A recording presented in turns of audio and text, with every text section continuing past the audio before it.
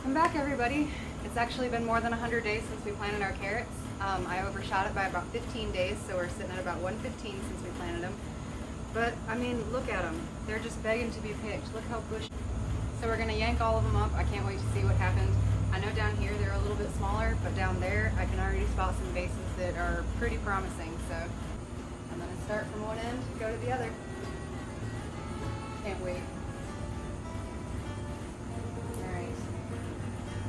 My first Denver half carrot.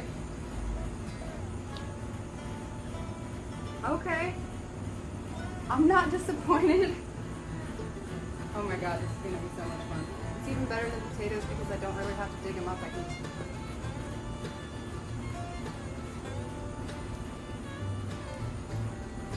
Oh, they smell amazing.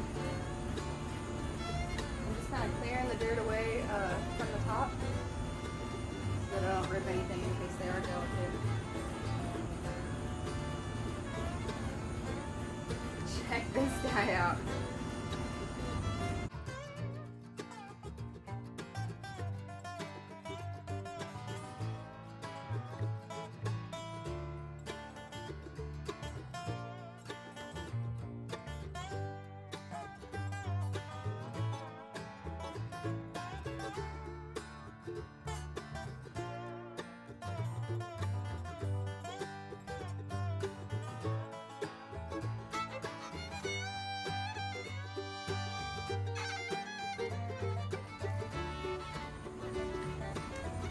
Ah, just like the last time I grew them.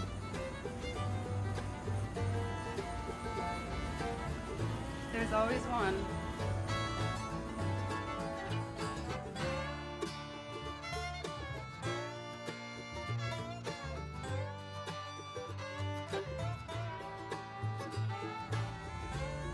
Well, he tried.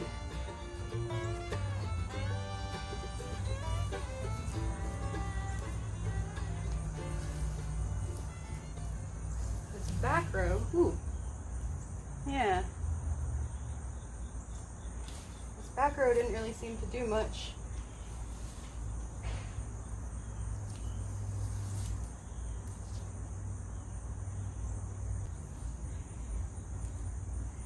It's been raining for days, so the soil's really heavy, but kind of thought that it would make them easier.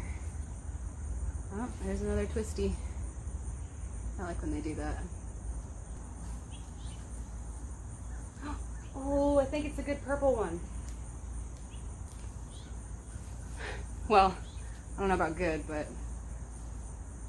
I'm just glad it grew. This has all been experimental for me.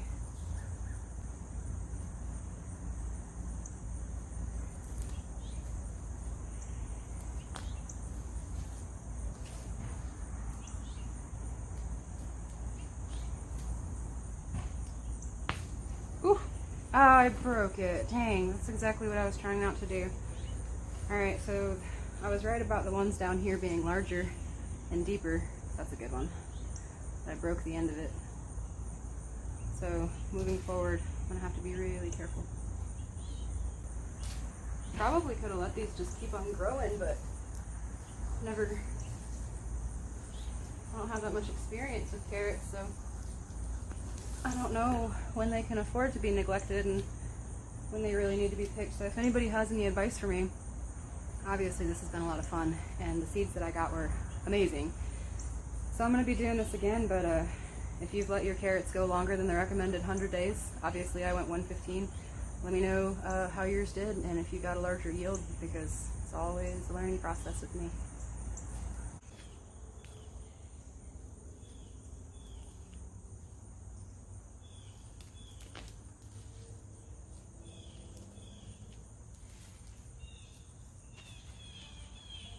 That's just beautiful.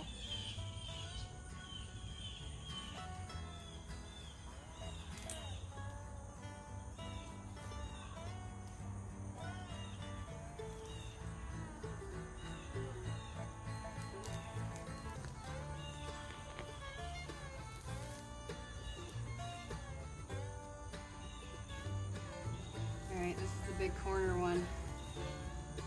The one I was looking forward to the most.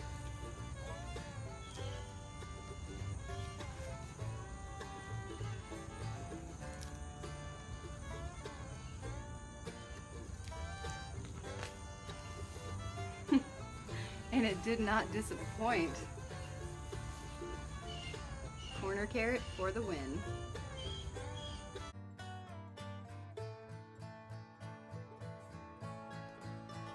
I think I'm officially addicted to root crops.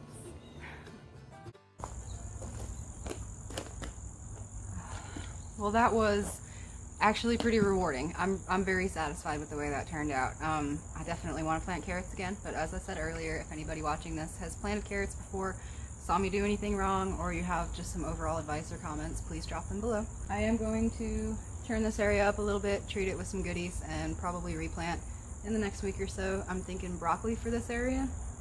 It is a small patch, but so far it's done mighty things. And while that is it for us today, don't forget that we are counting down to our big chili cook-up.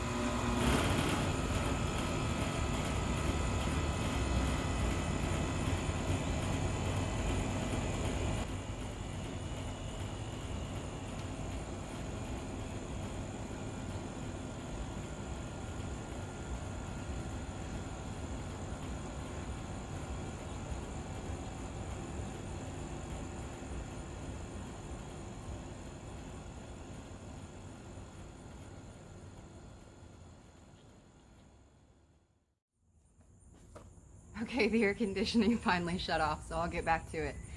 October, right before Halloween, Bill is coming up from Texas, and we're going to have a chili cook-off competition in the woods at Nolan Lake. It's an open invitation if you guys can find your way there. We've got people coming from Florida for this event, so it's going to be a pretty good time. If you guys don't know who Bill is, you're way behind the game. You got to go to the Lone Moose on YouTube and check him out. He offers a little bit of everything, which is why I love him. Hopefully next year we'll be going up to Alaska with him. Bill, I was going to start my chili from scratch with nothing but tomatoes, but this is just about all I have left, so I'm going to have to cheat at least a little bit and buy my tomatoes. I hope you don't deduct points for that. I appreciate you guys. If you have any questions, comments, or concerns, you can get us directly at P.O. Box 50632, Bowling Green, Kentucky 42104.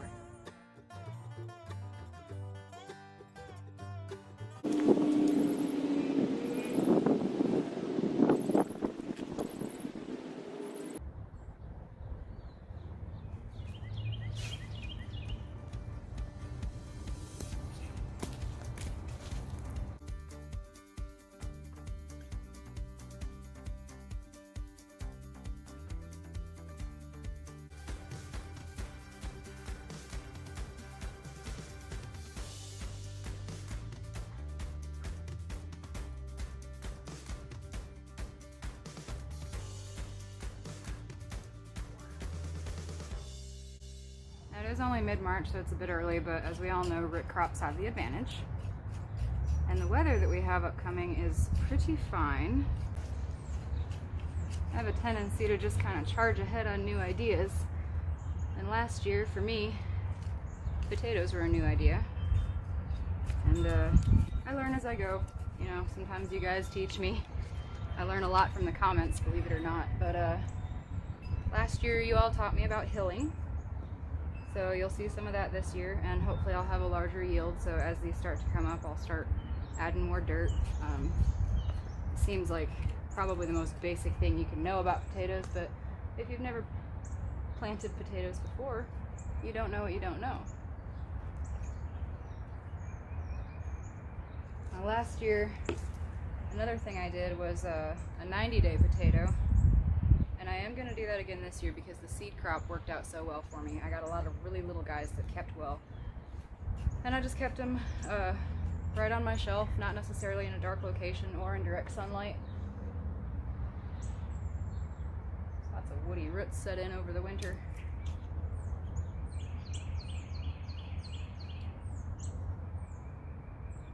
But I'm also going to do a 6-month harvest, and that should give me not only larger yields, but larger potatoes.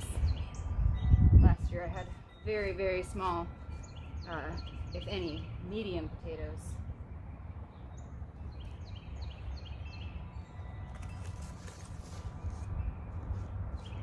Now the larger ones, I'm given their own space, and as I work my way down towards the end there, I'm going to pile a bunch of those tiny ones kind of in a hole together.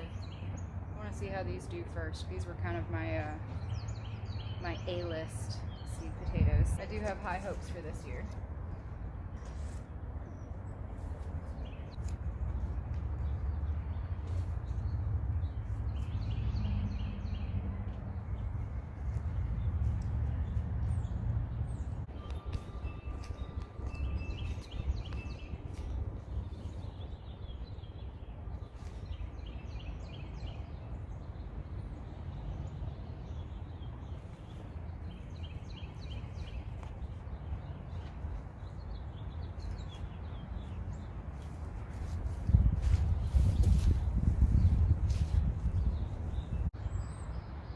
Now I am planting these a lot closer together than what's recommended, but I'm working with pretty limited space. I do have a lovely garden patch on the other side of the lawn over there, but I'm growing a lot of stuff this year.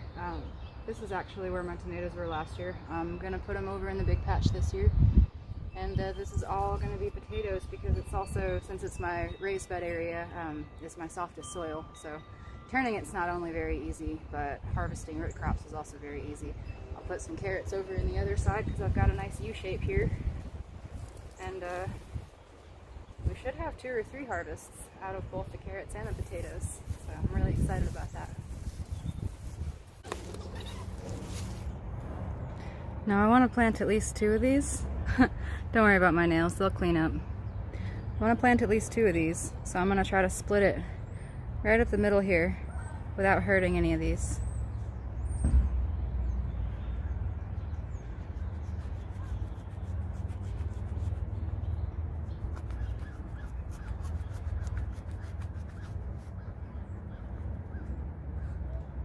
Looks pretty good.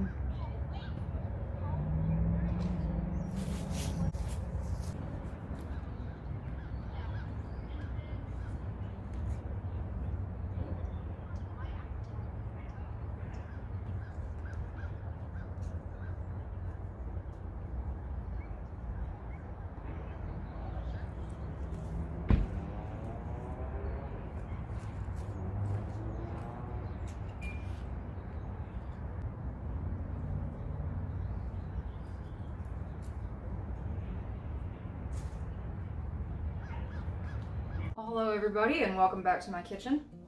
As it is hunting season, it is also baking season, and I end up making just 1 loaf. I like to make at least 2 at a time, but this time I actually have enough for 3 loaves.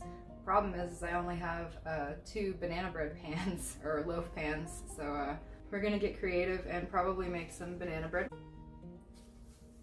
What makes my recipe a little bit different?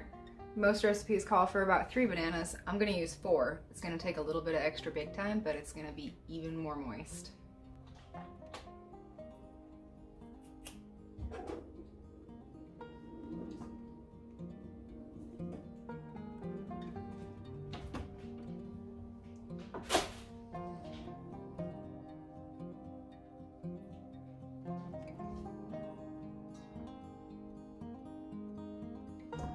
Okay, 8 bananas. We have a ½ cup butter per batch. It's a lot of butter. Totally worth it. 4 eggs, again, double batch.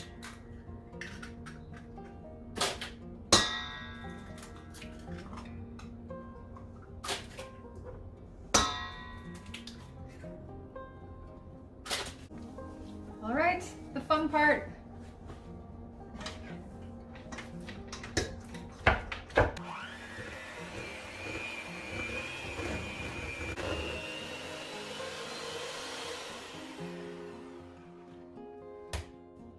Yay! Next step is sugar. It's going to be 1 cup per batch.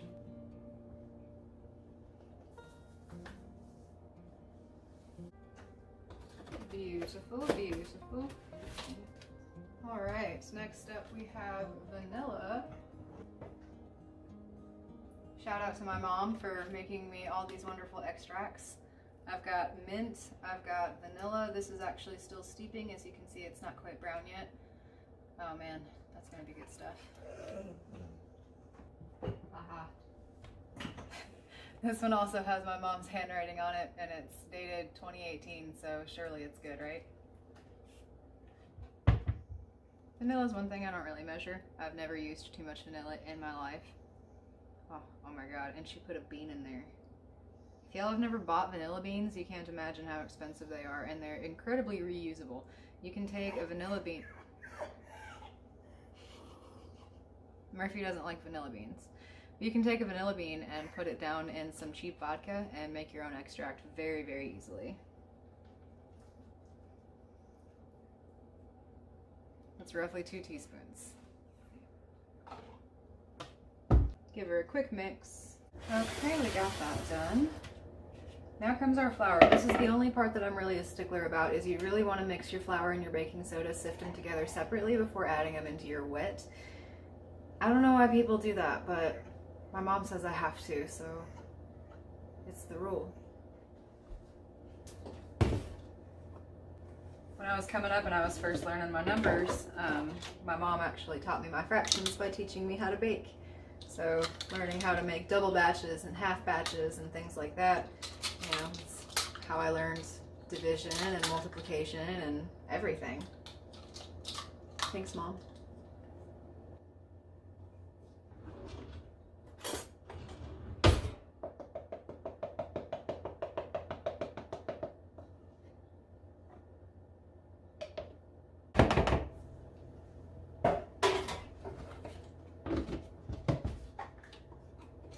One teaspoon per batch baking soda.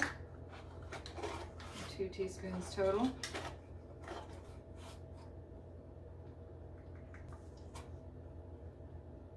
Perfect.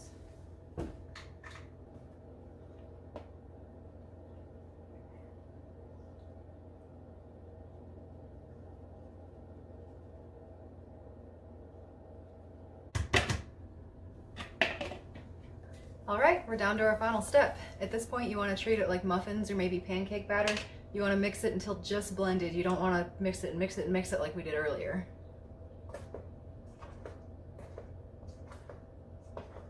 Kind of scoop up from the bottom. All that flour nice and wet. Success, y'all. Want to pop these in the sink.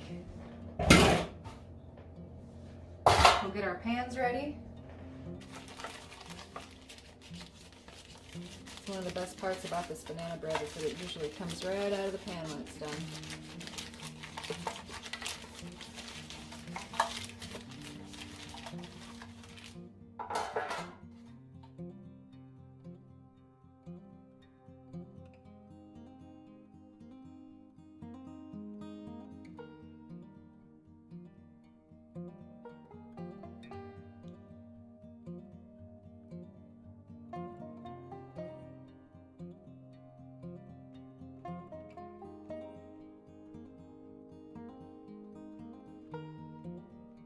My goodness, I'm already proud of these.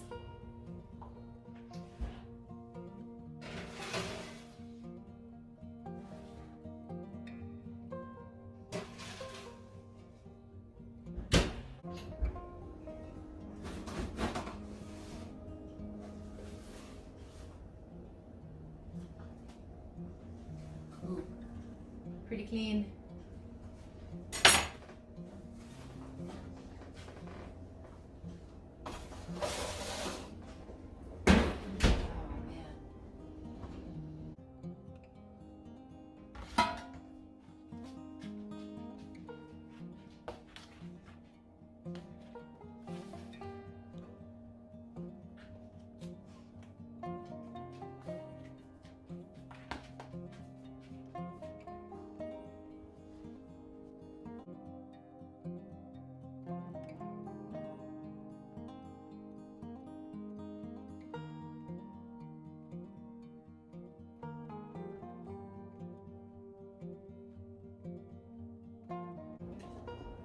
The muffins turned out absolutely beautiful.